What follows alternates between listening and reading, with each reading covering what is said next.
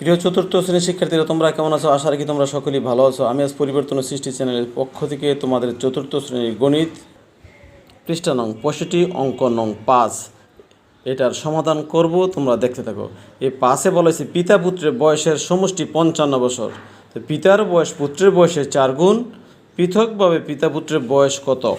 এখানে বলা হয়েছে কি পিতা পুত্রের বয়সের সমষ্টি, মানে দুইজনের মিললে হয়েছে কি 55 বছর। তাহলে পিতার বয়স পুত্রের বয়সের 4 গুণ, মানে পিতার বয়স এই পুত্রের বয়স যা আছে তার 4 গুণ। তো পৃথকভাবে পিতা ও পুত্রের বয়স কত? তাহলে পিতার বয়স যদি পুত্রের বয়সের 4 গুণ হয়, তাহলে পুত্রের বয়সের 4 গুণ হলে তাহলে পুত্রের বয়স কত? 1 গুণ। তাহলে আমরা লিখি পিতার বয়স 1 গুণ, পিতার বয়স পুত্রের বয়সের 4 গুণ আমরা লিখি। তাহলে কি পুত্রের বয়স 1 গুণ, পিতার বয়স পুত্রের বয়সের 4 গুণ। তো 4 গুণ যদি হয় তাহলে পিতা পুত্রের বয়সের সমষ্টি আমরা কি পেলাম? যদি পুত্রের বয়স 1 গুণ হয় তাহলে পিতার বয়স পুত্রের বয়সের 4 গুণ। তাহলে পিতা পুত্রের বয়সের সমষ্টি পুত্রের বয়সের 5 গুণ, মানে দুইটা মিলে হয়েছে কি 5 গুণ। তাহলে যদি পুত্রের বয়সের 5 গুণ হয় তাহলে 55 বছর যদি হয়, যদি দুইজনের বয়সের সমষ্টি 55 বছর, তো 55 বছরের 5 গুণের 1 গুণ হয়েছে কি পুত্রের বয়স। তাহলে আমরা পিতার বয়স কত, 4 গুণের পিতার বয়স কত, তাহলে পুত্রের বয়সটা আমরা অবশ্যই বাইর করতে হবে। প্রিয় শিক্ষার্থীরা দেখো, এখানে কিন্তু বলা হয়েছে কি পিতা পুত্রের বয়সের সমষ্টি হচ্ছে কি পুত্রের বয়সের 5 গুণ, মানে এই যে 55 বছর আছে এর 55 বছরের 5 গুণ হচ্ছে পুত্রের বয়স। তাহলে আমরা কি তাহলে পিতার বয়স কত? 4 গুণ, যে বয়স আছে এর 4 গুণ। তো 4 গুণ যদি হয় এই বয়সের পুত্রের বয়স যদি 4 গুণ হয় তাহলে অবশ্যই আমরা আগে পুত্রের বয়স বাইর করতে হবে। তাহলে 5 গুণ যদি 55-এর 5 গুণ হচ্ছে কি পুত্রের বয়স, তাহলে আমরা এখন ভাগ দিলে পুত্রের বয়সটা পাবো।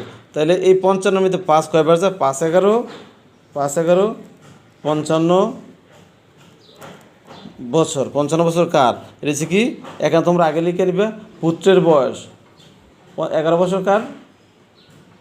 এখানে আমরা লিখছি পুত্রের বয়স কত? এত 55 ভাগ 5 বছর সমান সমান কত? 11 বছর।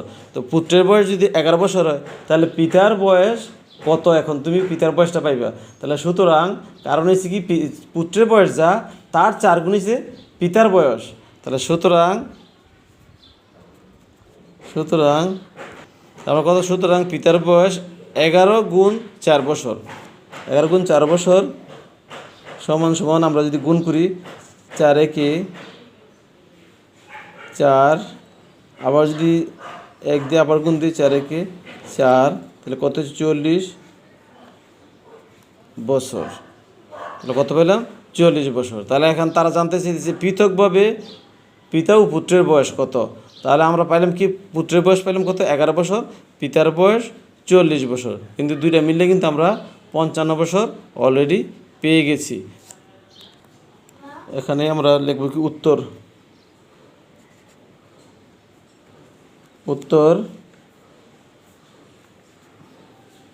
পিতার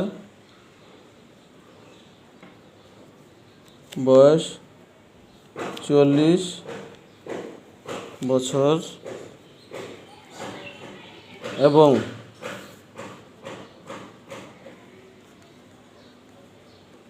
পুত্রের বয়স 11 বছর।